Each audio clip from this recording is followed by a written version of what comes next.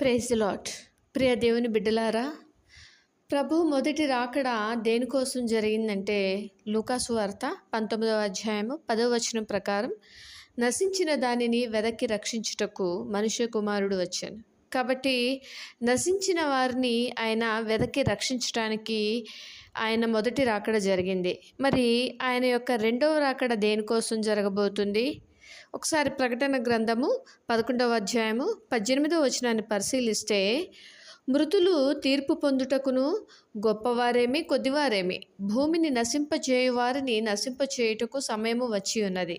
కాబట్టి ఆయన యొక్క రెండవ రాకడ దేనికోసం జరగబోతుందంటే మృతులకు తీర్పు తీర్చడానికి, అలానే గొప్పవారేమి కొద్దివారేమి భూమిని ఎవరైతే నశింపజేస్తారో వారందరినీ నశింపచేయటానికి ఆయన రాబోతున్నాడు.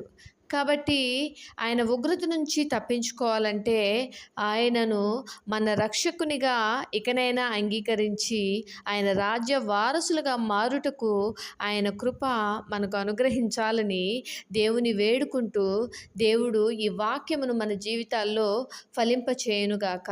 ఆమెన్. ఒక చిన్న పాట పాడుకుందాం. అదే అదే ఆ రోజు, యేసయ్య ఉగ్రత రోజు, ఏడేండ్ల శ్రమల రోజు, పాపులంతా ఏడ్చే రోజు. అదే అదే ఆ రోజు, సూర్యుడు నలుపయ్యే రోజు, చంద్రుడు ఎరుపయ్యే రోజు, భూకంపము కలిగే రోజు, దిక్కులేక అరచే రోజు.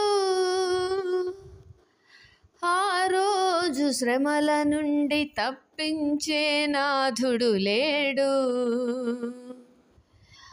అదే అదే ఆ రోజు. హల్లెలూయా.